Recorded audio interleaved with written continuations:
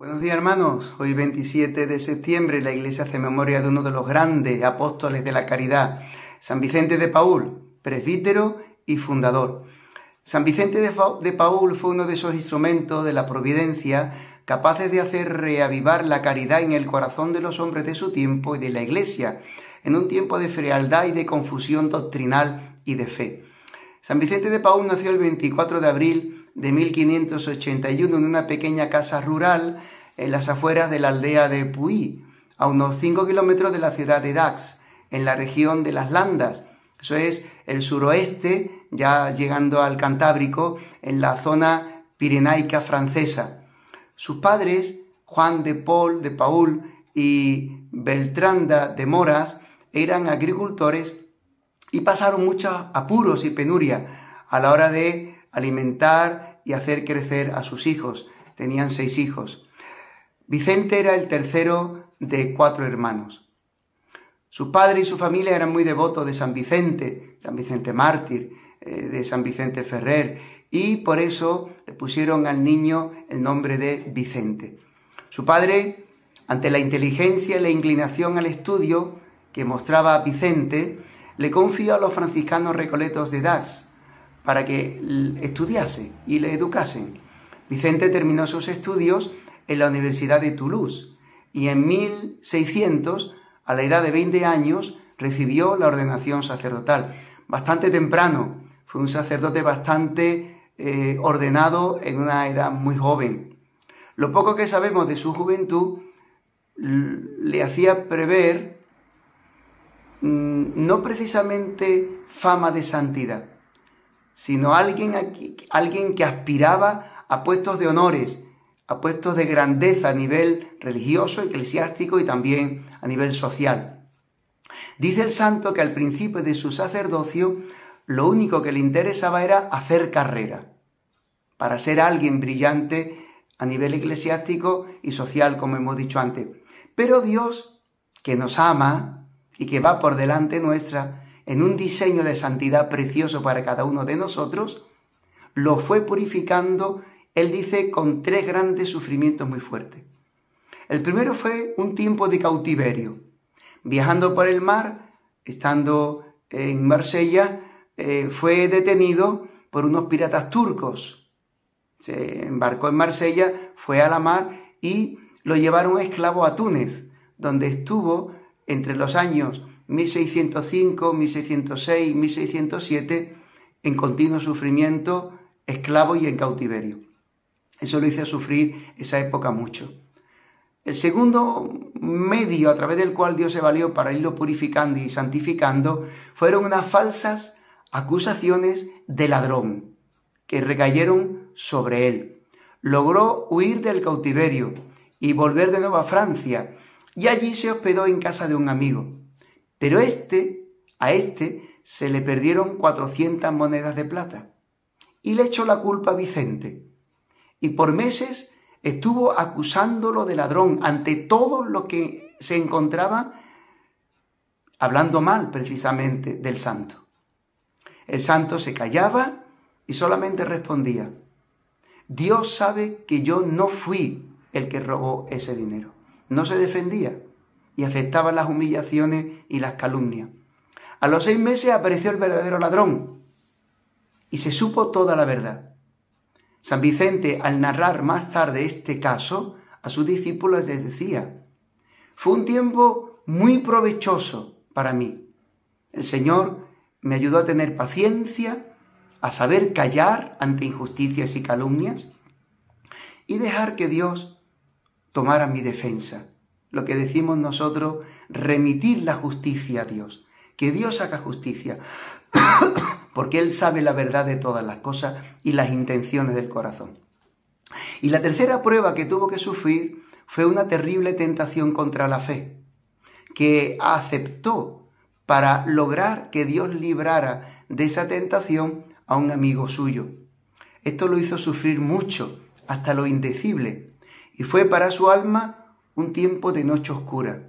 Fijaros, hermano, tiempos que Dios no nos va a privar a ninguno, que ya lo hemos pasado o que lo podemos estar pasando o que Dios nos tiene reservado pasarlo en algún momento futuro de nuestra vida. La noche oscura. Son noches de mucho sufrimiento, pero muy purificadoras para nuestra alma, para nuestra fe, para nuestra confianza en las manos del Señor. Por eso no dudar en estos momentos del amor de Dios. A los 30 años escribe a su madre contándole que, amargado por los desengaños humanos, sufrió mucho también de parte de los hombres, mucho desengaño, piensa gastar el resto de su vida retirado en una humilde ermita, como un ermitaño. Cae a los pies de un crucifijo, consagra su vida totalmente a la caridad para con los necesitados. Y es entonces cuando empieza verdaderamente la obra gloriosa y la historia de gloria de Dios con él. Hace voto y juramento, dedicar toda su vida a socorrer a los necesitados. Y en adelante ya no pensará sino en los pobres. Pone su vida bajo la dirección del padre Beryl, futuro cardenal, sabio y santo, que también dirigió a otros santos de su época. Hace retiros espirituales por bastantes días y se lanza al apostolado de lo que va a hacer su vida un santo. Los pobres, los enfermos, los necesitados. Dice el santo: me di cuenta de que yo tenía un temperamento bilioso, amargo, desagradable, y me convencí de que con un modo de ser así de áspero y duro se hace más mal que bien en el trabajo de las almas. Fijaros cómo el Señor lo fue trabajando. Y entonces me propuse pedir al Señor que me cambiara mi modo agrio de comportarme en un modo amable, bondadoso, y me propuse trabajar día tras día por transformar mi carácter áspero en un modo de ser agradable, afable, amable, de buen grado. Y en verdad que el Señor le ayudó con su gracia a conseguirlo, pues varios años después el gran orador francés Bossuet exclamará: «Oh Dios mío, si el padre Vicente de Paúl es tan amable, ¿qué no lo serás tú?». San Vicente contaba a sus discípulos: 3 veces hablé cuando estaba de mal genio y con ira, y las 3 veces dije barbaridades. Por eso, cuando me ofendían, permanecía siempre callado, en silencio, como Jesús en su santísima pasión. Se propuso leer los escritos más amables se propuso leer los escritos del amable santo San Francisco de Sales, y estos le hicieron mucho bien y lo fueron volviendo manso y humilde de corazón. Con este santo, San Francisco de Sales, San Vicente de Paúl, llegaron a ser grandes amigos, a nivel humano y a nivel espiritual. Como decíamos antes, el propio San Vicente cuenta que en aquella época lo único que le preocupaba era hacer carrera. Logró obtener el puesto de capellán de la reina Margarita de Valois, al que estaban anexas rentas de una pequeña abadía, según la reprobable costumbre de aquel tiempo. Vivió en París con un amigo cuando ocurrió un hecho que cambiaría totalmente sus miras, su mente y sobre todo su alma y su corazón. Un amigo con quien compartía sus habitaciones le acusó, ya hemos dicho antes, de robar las monedas, las 400 monedas de plata. Y él se humilló.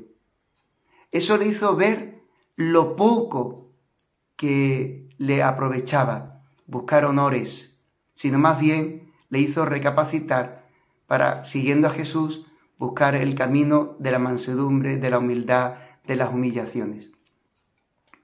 También otro hecho que le ayudó mucho fue el encuentro con un pobre moribundo. Él conoció en París, como hemos dicho, al padre Beryl, que sería más tarde cardenal, le profesaba gran estima, consiguió de él también ayuda a nivel de personas que le ayudaban en su obra y ayuda también económica. Fue también para él un gran acompañante espiritual. Decíamos antes que sucedió un hecho muy importante, que era el acompañar a un moribundo en la hora de la muerte. Y eso le hizo a él amar a Cristo pobre, porque veía que todo lo demás de la vida no merecía la pena, como dice Jesús en el Evangelio. ¿De qué le sirve a un hombre ganar el mundo entero si arruina su alma, si arruina su vida por toda la eternidad? En aquella época, 1617, por consejo del padre Beril, Vicente renunció al cargo de tutor para encargarse de una parroquia como párroco en Châtillon-les-Dombes. En el desempeño de este puesto, de esta misión, consiguió la conversión del conde Rougemont y otros personajes famosos de aquella época que llevaban vida bastante desordenada, de pecado y escandalosa. Pero al poco tiempo retornó a París y empezó a trabajar con los galeotes de la Conciergerie. Fue nombrado oficialmente capellán de los galeotes. Y ahí se encontró, como decíamos antes, con este moribundo. También tuvo la misión de predicar en Burdeos en 1622 con gran éxito espiritual. Decíamos que por entonces comenzó a circular la leyenda, cuya veracidad no ha sido probada, de que Vicente sustituyó una vez a un galeote, uno de esos esclavos que trabajaban en galera. La condesa de Joigny le ofreció una renta para que fundase una misión permanente para el pueblo, en la forma en que lo creyese conveniente. Pero Vicente no hizo nada por el momento, ya que su humildad le llevaba a creerse incapaz de realizar tal empresa de evangelización. La condesa, que solo encontraba la paz en la dirección espiritual del santo, le arrancó la promesa de que nunca dejaría de dirigirla y de que la asistiera en la hora de la muerte. Deseosa, por otra parte, de hacer cuanto estaba en su mano por el bien espiritual de sus súbditos, consiguió que su esposo la ayudase a formar una pequeña asociación de misioneros que congregasen en su celo el cuidado de sus súbditos. Digamos, formar la fe y la dirección espiritual de sus súbditos, de sus trabajadores, en especial de los campesinos. El conde habló del proyecto a su hermano, el arzobispo de París, quien puso a su disposición el edificio del antiguo colegio Bonenfant para alojar a esta pequeña comunidad de misioneros. Dichos misioneros estaban obligados a renunciar a todas sus dignidades eclesiásticas y como pobres apóstoles y pobres misioneros evangelizadores, trabajar en las aldeas y los pueblecitos de menor importancia y viviendo en común con un fondo común. Era un modo de primera comunidad cristiana, como dicen los Hechos de los Apóstoles. Todos lo tenían en común. San Vicente tomó posesión de la casa en abril de 1625. Como lo había prometido, el santo asistió a la condesa en su última hora, pues Dios la llamó así 2 meses después. En 1633, el superior de los canónigos regulares de San Víctor regaló a los misioneros el convento de San Lázaro, que se convirtió desde entonces en la sede principal de la congregación, la casa madre. Por eso a los padres de la misión o vicentinos también se le llaman lazaristas. Se trata de una congregación de sacerdotes diocesanos que hacen 4 votos, los 3, digamos, obligatorios: castidad, pobreza, obediencia, y el 4º voto de la perseverancia. Ellos se ocupan principalmente de las misiones entre campesinos y la dirección de seminarios diocesanos, tal como sentía también San Vicente, formar un clero santo para la salvación de las almas. Están muy repartidos actualmente por el mundo entero. Pero el celo del llamado Monsieur Vincent, como empezó a llamársele cariñosamente, no se satisfizo con esta fundación solo, sino que trató de remediar las necesidades corporales, aquello que dice la Iglesia, obras de misericordia: vestir al desnudo, dar de comer al hambriento, enseñar al que no sabe. Por tanto, él practicó las obras de la misericordia corporales y espirituales. Y así fundó grupos de caridad a modo de pequeñas comunidades de vida, de fe y de caridad, llamadas cofradías de la caridad. La primera de ellas en Chatillon. Poco después se dio cuenta de que para asistir y llevar a cabo estas obras de caridad y de evangelización, necesitaba unas religiosas que le ayudasen. Por eso, unido a una mujer santa que conoció, Santa Luisa de Marillac, fundó las Hermanas Vicentinas. Estas Hermanas de la Caridad se ha dicho que tienen por convento el cuarto de los enfermos, por capilla la iglesia parroquial y por claustro las calles de la ciudad.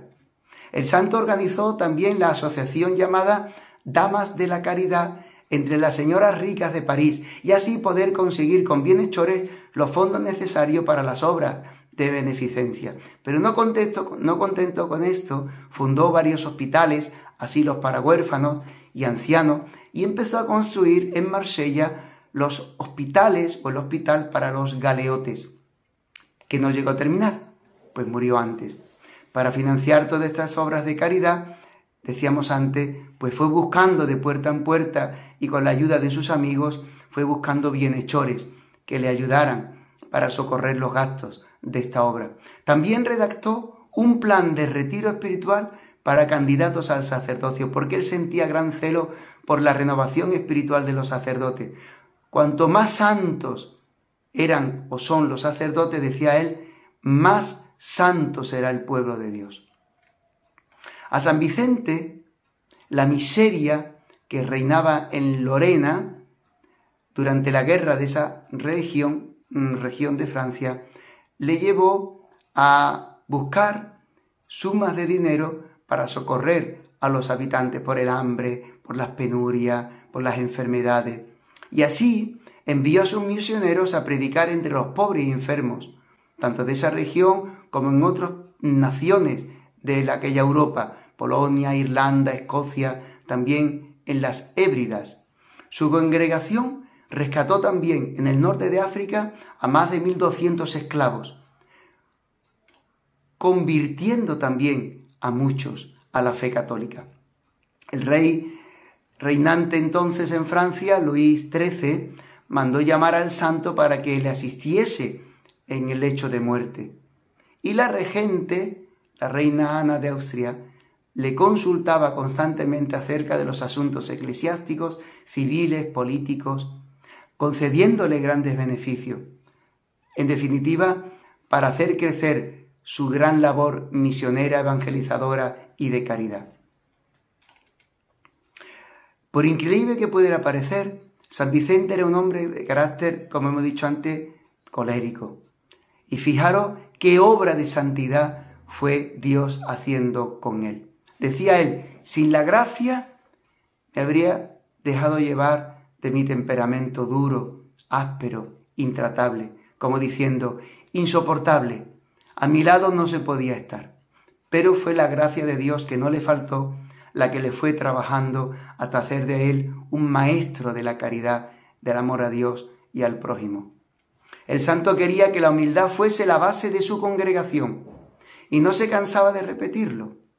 En cierta ocasión se negó a admitir en su congregación a 2 hombres de gran saber intelectual, diciendo, vuestras habilidades están por encima de nuestro nivel y pueden encontrar mejor empleo en otras congregaciones. Según la regla de San Vicente, los misioneros no debían hablar nunca de sí mismos, sino buscar siempre la humildad. Se cuenta de una anécdota de San Vicente que un día caminaba agachadito, muy agachadito, y al pasar por la calle no vio a un hombre y se tropezó con él y le pegó un cabezazo. El otro le pegó un terrible bofetón y el santo se arrodilló y le pidió perdón por aquella falta involuntaria. El agresor averiguó quién era ese sacerdote y al día siguiente, por la mañana, estuvo en la capilla donde el santo celebraba la Eucaristía y arrodillado también le pidió perdón. Y en adelante llegaron a ser grandes amigos. Él se ganó de esa manera, con la humildad, la amistad pues de este hombre que no conocía y que finalmente, pues digamos así, le hizo acercarse a Dios y a la fe. Siempre vestía muy pobremente. Cuando le querían dar honores, exclamaba: yo soy un pobre pastorcito de ovejas, que dejé el campo para venirme a la ciudad, pero yo sigo siendo un campesino, un simplón, un ordinario. O sea, él nunca perdió de vista sus orígenes. Diríamos nosotros, un pobre y un pobre pecador. Muy grande era la preocupación de San Vicente porque se divulgaba en aquella época una herejía, el jansenismo. Durante 3 meses, confesó el santo, el único objeto de mis plegarias era predicar la doctrina de la gracia, cada día, para que a los hombres les llegara no el rigor de un Dios justiciero que castiga a los malos, que premia a los buenos, que salva a los justos, porque, diríamos así, son impecables, sino el amor de un Dios misericordioso que ha venido a buscar a los pobres y a los pecadores y a salvarlos con su misericordia. Él se opuso activamente a los predicadores de esta doctrina como un muro de contención. Precisamente con sus misioneros fue divulgando el amor, la ternura, la misericordia y el perdón de Dios hacia los pecadores.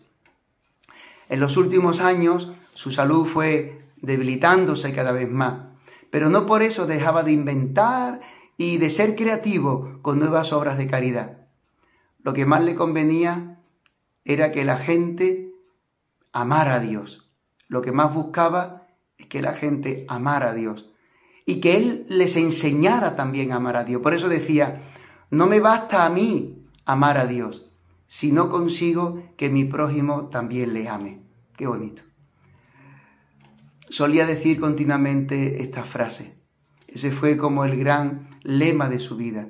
¿De qué me sirve que yo ame a Dios si no enseño a amar a Dios, a mi prójimo?